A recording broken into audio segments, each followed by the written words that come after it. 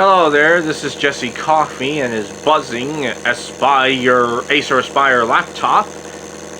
Here to bring you a commentary on a video called the first annual Babylon Bee Awards.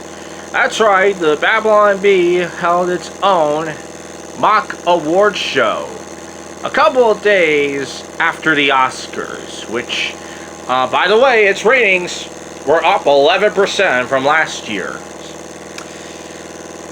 At around this time. And the description is a real hoot. It says, "Forget the Oscars, this is the big time. The first ever annual Babylon Bee Award show presented at Bee Live 2023 in Fort Worth, Texas. Grab your popcorn and help us congratulate the winners."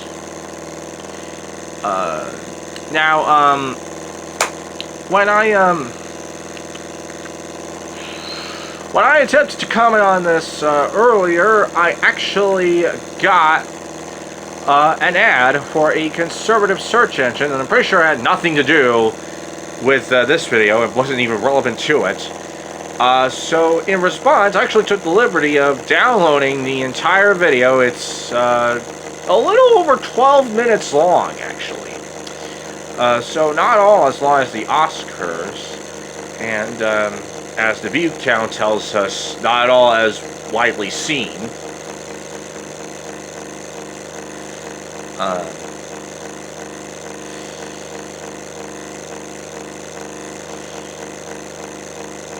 And I'm going to play it for you via Media Player Classic. So, yeah. Let's take a look at it, folks.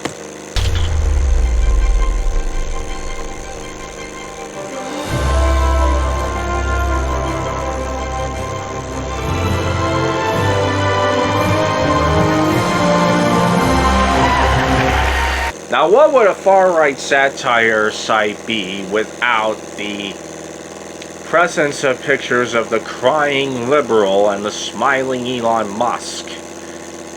My answer to that question is nothing! That's what a far-right satire site would be without those photos. It's now that time. This is hopefully the first of many award ceremonies where we will acknowledge those people in our country that have made an impact. Those people that have forged ahead towards the future and left an impression on us all. You sound highly optimistic, whoever you are. The dreamers, the achievers, the ones who made us stand up and say, that was totes busting you. Yeah, if I were you, I'd leave that word totes in a sentence to Lenny Loud, my friend.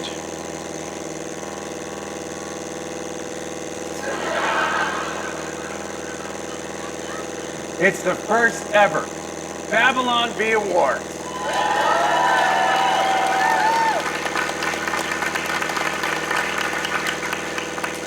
Now our first award of the night goes for Best Dramatic Actor.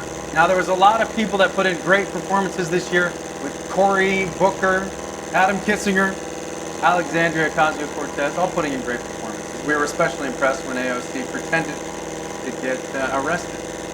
AOC did not pretend to get arrested. AOC actually was arrested. So this is a story I'm going to read to you from factcheck.org. It was published in July of 2022.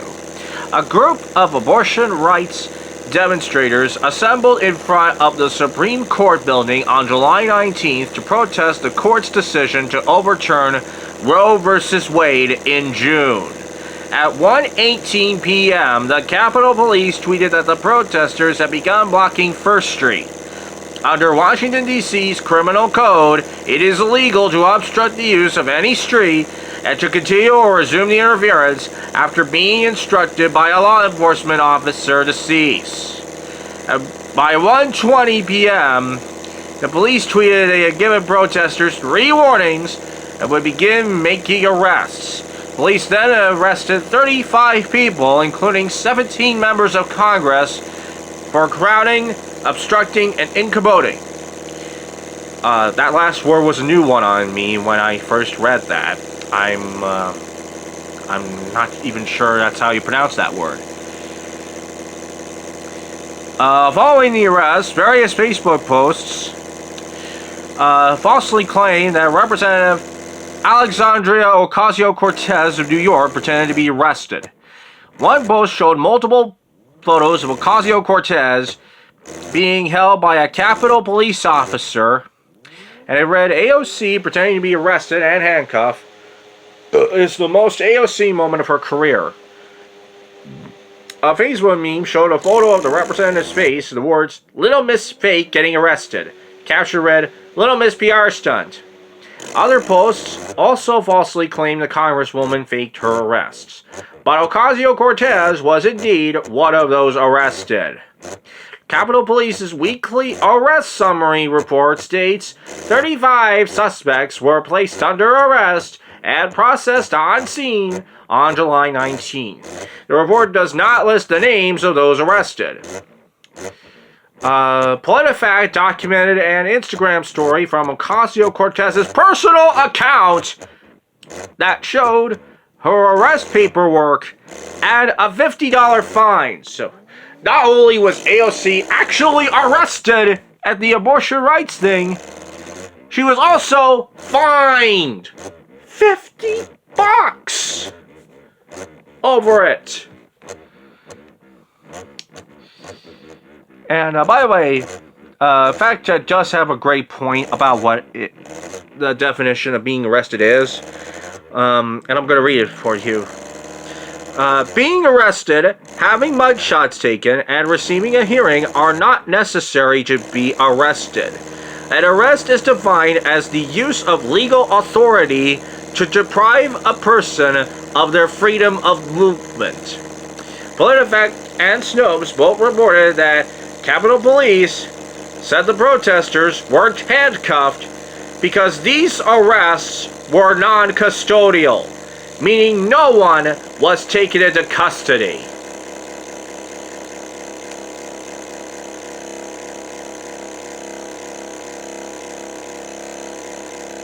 So, in other words, AOC really was arrested. The arrest was non-custodial. She's not even pretend. And anyone who says she was pretending to be arrested doesn't even know what being arrested means, and ought to look it up for themselves.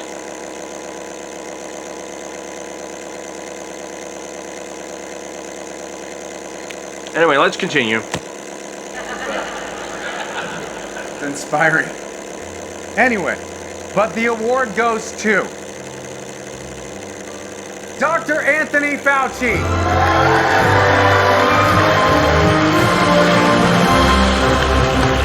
For his performance in pandemic. Great job, Doctor. Well deserved. Game about those puppies. Okay, first of all, I didn't even know there was a film called Pandemic last year. And second of all, yeah, I just got the impression from that particular part of the video that the far right is gonna milk Dr. Anthony Fauci for all his worth in his retirement years. He left his post as the director of the National director of the National Institute of Allergy and Infectious Diseases on December 31st, 2022, and the current acting director of that institute is Hugh Auchincloss Jr. Fun fact, Dr. Fauci was appointed to his post as the director of National Institute of Allergy and Infectious Diseases by Ronald Reagan.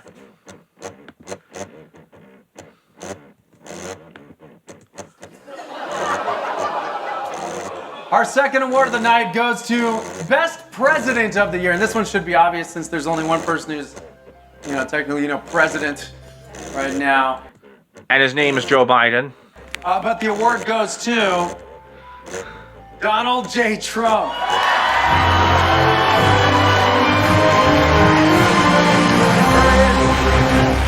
Oh my god. Well, that was predictable, wasn't it? Excellent performance as the one true president this year. And who actually isn't the president right now. And by the way, there were plans this week to actually arrest Trump at long last. Thankfully they're finally coming into they said a long time coming. The arrests were a long time coming. I'm glad they were coming now. Coming thick and fast in New York. And he's going to be in jail for a pretty long time, I have a feeling. And I don't think he'll even serve as president in jail.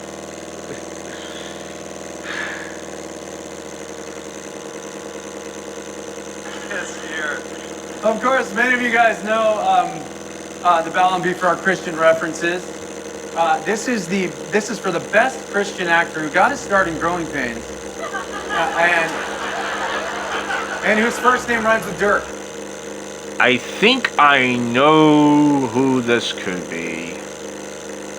I think I know what award this is going to. The fiercely competitive category. No, it's not. But this year, the award goes to Kirk Cameron.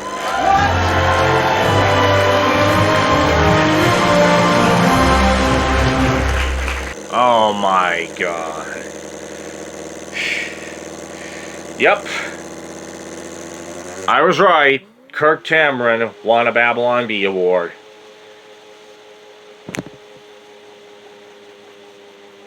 That award has about as much worth as a rotted up old penny that someone stuck in peanut butter. Now, is Kirk Cameron actually here tonight? Because you could give a speech right now. All right, he did not come. He didn't grace us. I'm sorry. Okay. All right, so this next one should be a shoo-in. It's the award for the best satire site in the world. Let's see. Are you going to stroke your own ego with this one? In the world? Kyle, you should probably get ready for this one. I'm just saying. All right. The award for the best satire site goes to MJ. CNN.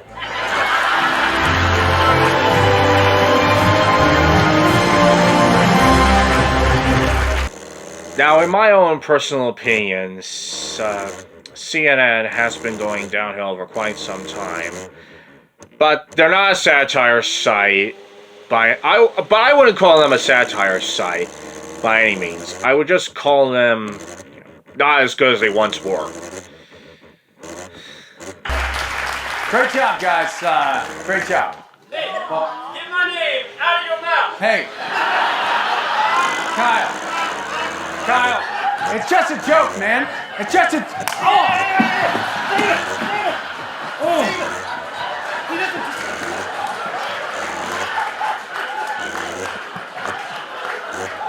What? Oh my god.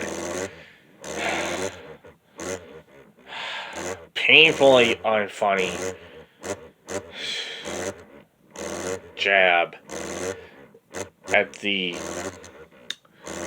It's It last year where Will Smith slapped Chris Rock at the Oscars.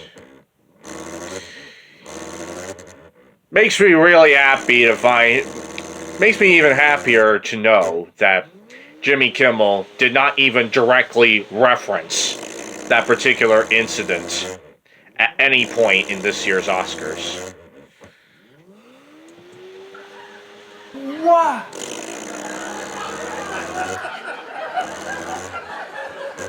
So sorry for that outburst.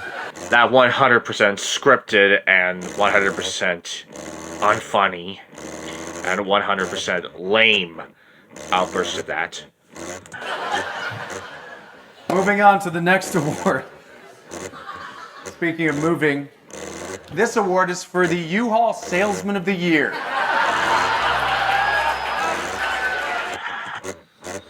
Oh my god. U-Haul Salesman of the Year. Oh boy. What do you have for that category? And the award goes to, and you should not be surprised, it goes to the King of Greece himself, Gavin Newsom!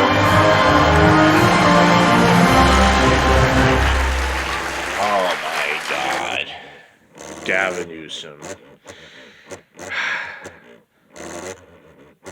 Now, of course, in Gavin Newsom's tenure as governor of California, the far right has been gleeful, has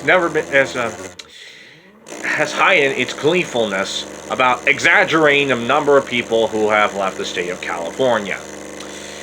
I can tell you for a fact that the decline in its population was the decline only occurred in about 1% of California's population. The state is still the most populous in America.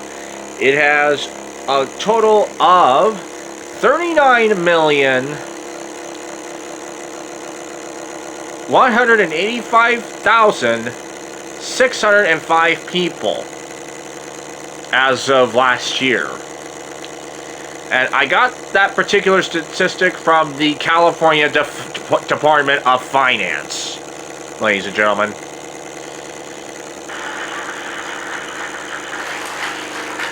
Now Newsom would be nothing without the little people. The ones who supported him, the ones that helped him shut down his state. And of course all the people who are living in red states where the Californians moved to. So this next award is for best state for Californians to move to, so long as they leave their politics behind. Of course, by their politics, they mean the left wing, the ones they do not like. Nominees. There's nominees. The nominees include Florida, Texas, Montana, Idaho, and North Korea. North Korea isn't even a state. North Korea is a completely different country altogether. It's not even a territorial possession of the U.S. Good God.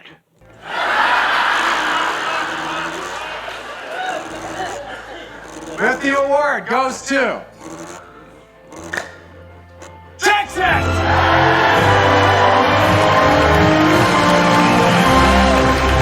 Oh, and by the way, all the states, the real ones, that the guy there mentioned, including Texas, are places that have legislatures that are fully intent on shoving their own set of far-right politics down your throat, whether you like it or not.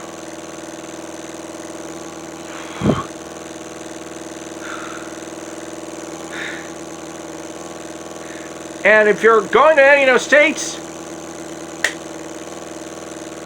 it is your duty to fight back against them. Do not leave your politics behind. Use your politics to fight back against their politics. Got that? Good. Maybe you could help change things in those states. Anyway, let's continue. We actually had to pick Texas because we knew some of you were carrying guns. We didn't want to risk it. Speaking of Texas, this next one is a really big one. The award for best person who's either going to save free speech and all of humanity or destroy us all with mind-controlled monkeys goes to, let's see. It is Elon Musk. How predictable. Elon Musk. I did not see that coming. I did. I had my money on Tony Stark. Tony Stark's not even a real person. by the way. He's a Marvel character. We'd be remiss if we did not reward those who innovate. Those who invest in our future with bold new inventions that catapult us into the world of tomorrow. Thus, the Babylon Bees Award for Best New Virus goes to Pfizer for COVID-23. I'm pretty sure COVID-23 isn't even a thing. We're very excited about COVID-23. It just dropped along with Pfizer's vaccine for COVID-23. I myself am very proudly vaccinated with a lot of boosters.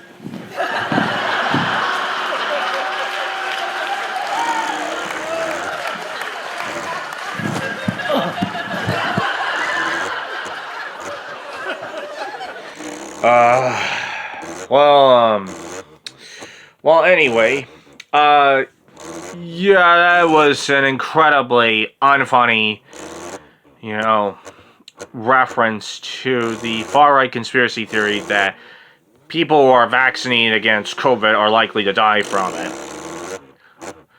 So let's go ahead and read this Forbes article that kind of fact-checks that thing. I'll go ahead and read it for you. If let's see. The anti-vax crowd, it says, these days, it seems that anytime a person dies suddenly without an immediate explanation, conspiracy theorists blame the COVID-19 vaccine and died suddenly, or the misspelled hashtag, died suddenly trend on Twitter. To say it's problematic to jump to conclusions is an understatement. First, it's unknown what caused the deaths of anyone who died suddenly. Authorities say it's unclear what caused his death. The anti-vax clan has latched on to the statement provided by law enforcement that the death appears to have been from natural causes. Certainly it would be unusual for someone 60 years of age, seemingly in good health, to die suddenly of natural causes. Nevertheless, the statement by the police... put simply, a natural death is one that occurred due to an internal factor that caused the body to shut down. At this point in time, we don't know what that is. Any assertion of contrary speculation. All we can conclude from the police's statement was that no external reason for the death, such as traumatic injury or violence. There was no external reason for the death, such as traumatic injury or violence. Secondly, more importantly, attributing the cause of death to COVID-19 vaccine in cases like Reddit bellies the factual aggregated evidence that has accumulated over time since the vaccine's rollout in December 2020. And since December of 2020, billions of shots have been administered worldwide. If vaccination causes mortality to increase, we would have expected to observe that regions with higher vaccination coverage would have higher excess mortality over the period December 2020 to the present. This has not been the case.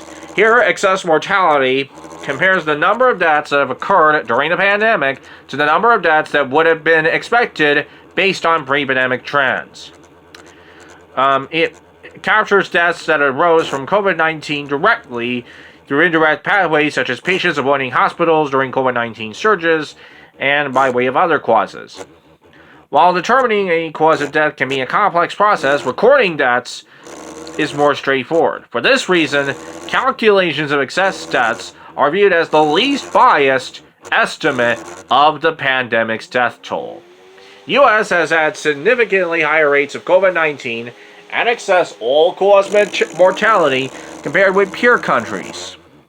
Other wealthy industrialized nations during 2021 and early 2022, a difference accounting for between 150,000 and 470,000 deaths. Yet the U.S. had a substantially lower vaccination rate than its peers. Indeed, the gap of deaths between the U.S. and its peers can be partly explained by greater vaccination uptake outside the U.S., especially among vulnerable populations such as the elderly, in addition to differences in health and social infrastructure.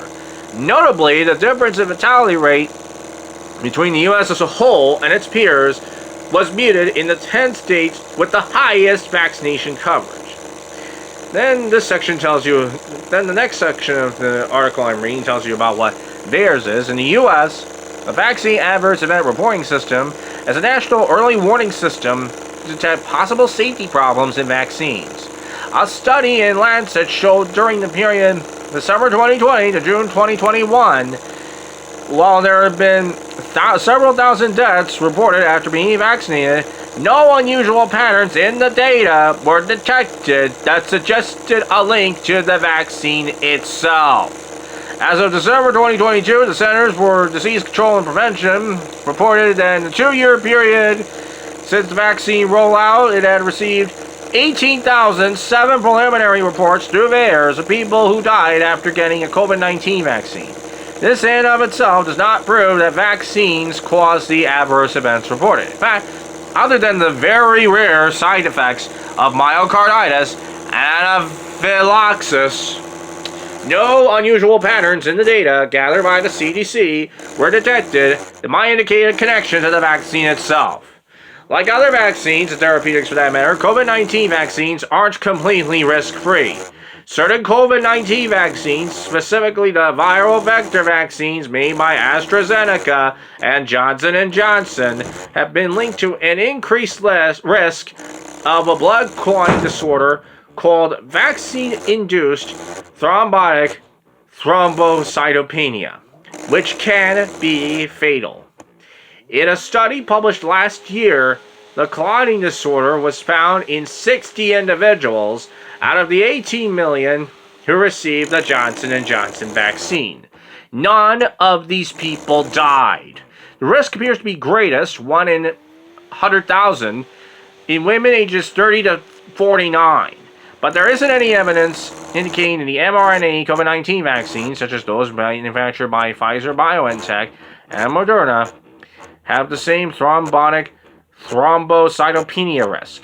In fact, while researchers observed an association between these vaccines and certain blood clotting disorders when comparing vaccinated people with historical pre-COVID data, this association disappeared after the researchers controlled for potential confounding factors like healthcare-seeking behavior and the disease COVID-19 itself.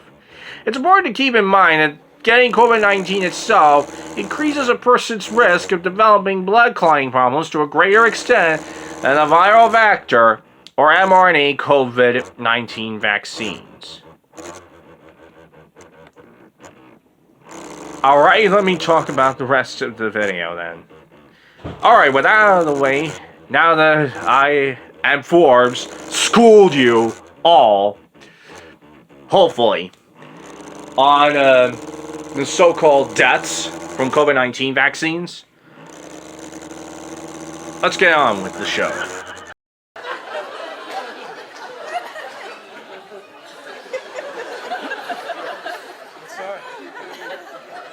I'm sorry.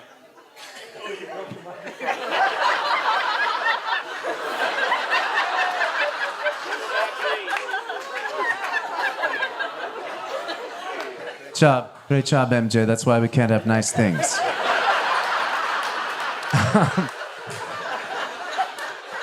Man, I don't know what caused that, but I sure know what didn't cause that. Am I right, folks? Let's move it right along. So the next one is the penultimate award, which means second to last, by the way. Saying. This one goes for the public servant who stole our hearts and our luggage. That's right. This next award is for the nuclear engineer, most likely to steal your suitcase. This one goes to Sam Brinton, everybody.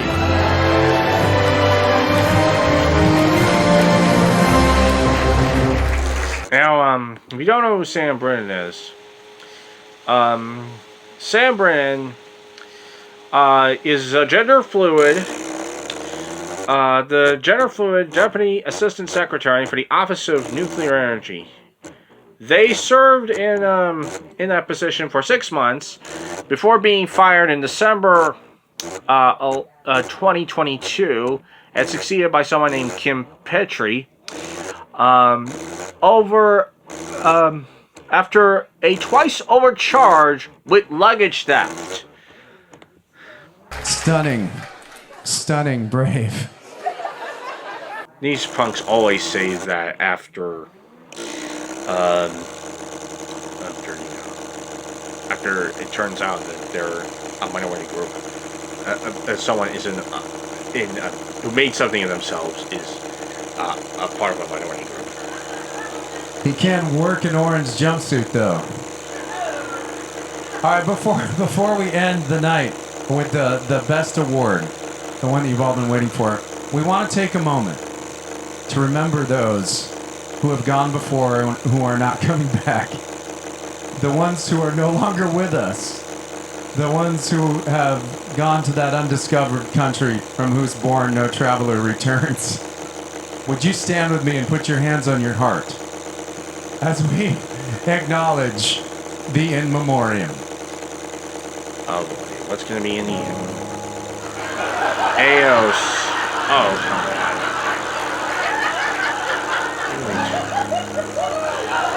Brian Stelter, by the way, is the guy who quit CNN's reliable sources in the midst of David Zaslav's fuck-ups of its corporate parent, of CNN's corporate parent, Warner Brothers Discovery. CNN Plus, in my opinion, was not a service that was ever showed signs of being able to make it, and it didn't, in fact, make it. Again?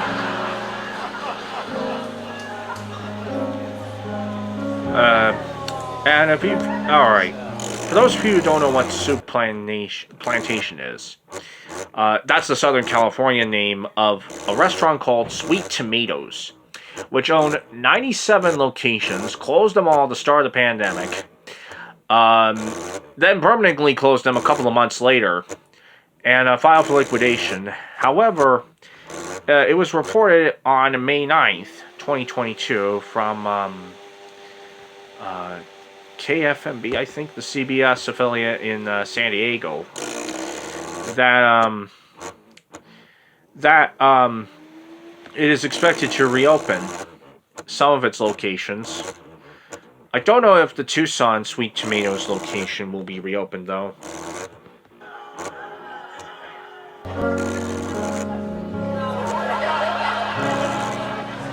Oh my god. Oh my god. Another Biden and inflation reference. An economy reference. They only say murder by president if it's a Democrat. And they would say by whoever it is if it was a Republican. You know?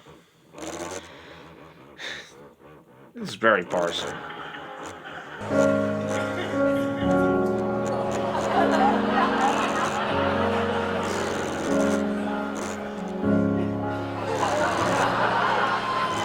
Died in sexual harassment allegation, one sexual assault, harassment and assault allegation after another, and in a cover-up of certain nursing home scandal.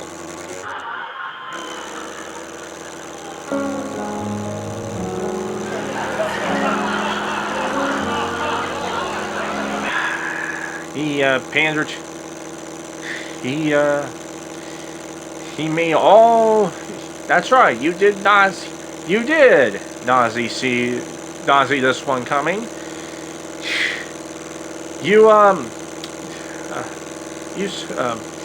The moment where, and by this we mean the moment where all your hoods fell off. Rather pointy ones at that. Anyway, oh my god. Who wrote that particular line of dialogue? The Batgirl movie. It could have been an ex-Catwoman.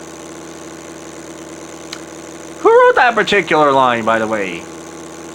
My money is... I'm betting on David Zaslav having written that line, because Catwoman, as you know, is a pretty heavily reviled film from 2004, and also had a person of color as DC superhero in it.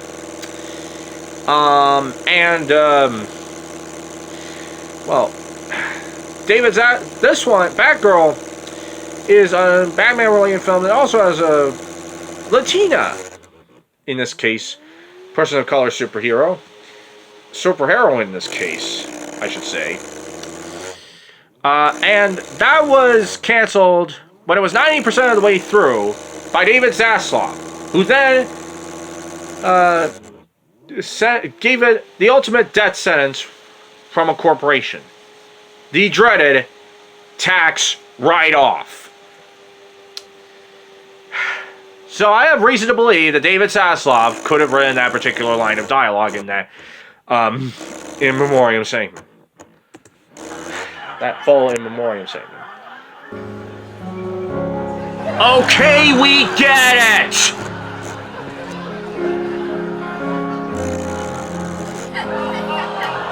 And, of course, you're still whining.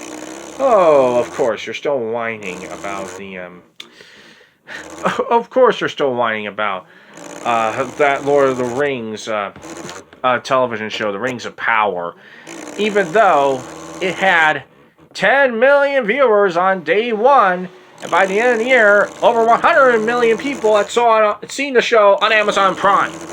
It was the most widely seen series on Amazon Prime Video last year.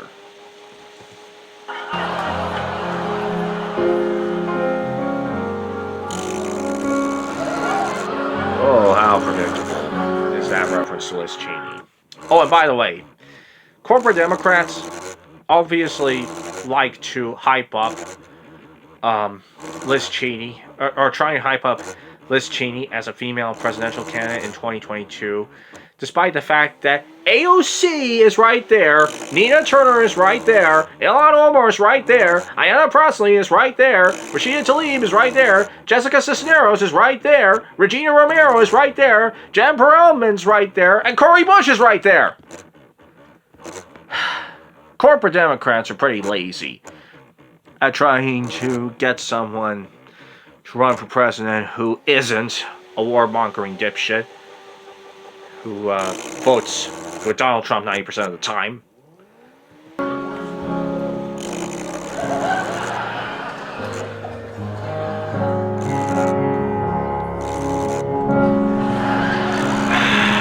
This is getting old. These jokes about AOC from the Babylon Bee are getting old. Getting so old, so fast, and so stale. Oh, thank God that in memoriam segment was over. Aide-moi. Aide-moi. That fool. Please be seated. Well, this last award is the most anticipated award of the year. And I am proud. I already know who won this one. I am proud to announce to you, for the second year in a row, the defending champion, the Babylon Bee's Man of the Year, Rachel Levine!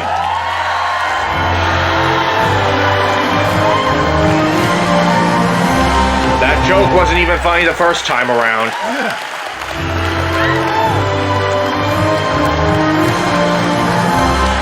And it's just them playing this. And I watched that video and they played that no less than 3 times. And this is where I end the commentary on the video because, you know, there's not much left in it. Not much air left in that stupid thing. By the way, the comments section reads, "This award show is way better than the Oscars." As people who write, "This award show is way better than the Oscars. So much better than the actual Oscars. There should be a full hour of one. Please do this every year. Loved it. At least I'm not sitting disgusted after watching an award show for the first time in 20 years."